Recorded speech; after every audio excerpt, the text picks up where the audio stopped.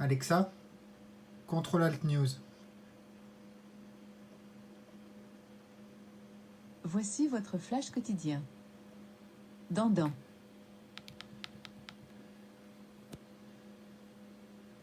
Bonjour, bonsoir à tous et bienvenue dans cet épisode Control Alt News spécial Alexa.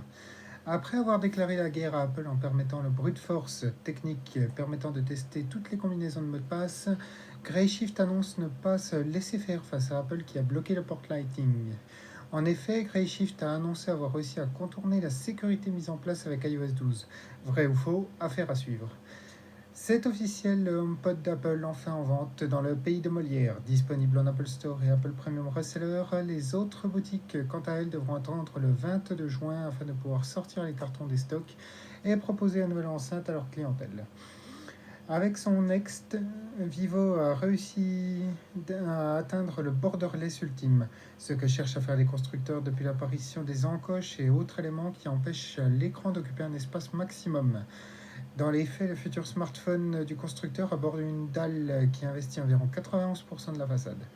Pour y parvenir, Vivo a réuni une palanquée de technologies permettant de gratter quelques millimètres ça et là, notamment une caméra selfie rétractable ne manquant pas de faire cheap avec 8 mégapixels et une ouverture focale de f2.0. Mais au moins, il n'y a pas d'encoche. Nous mettons régulièrement à jour l'app pour l'améliorer. Cette fois, c'est raté pour Messenger. L'app de Facebook rencontre en effet plantage sur plantage. Plusieurs utilisateurs s'en plaignent sur Twitter partout dans le monde. En effet, la version 170.0 ne fonctionne plus pour iOS 11 et iOS 12.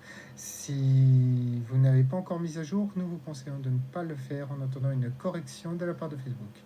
Si ce contenu vous plaît, n'oubliez pas de vous abonner sur la chaîne YouTube et à la prochaine dans un prochain épisode de Control Alt News.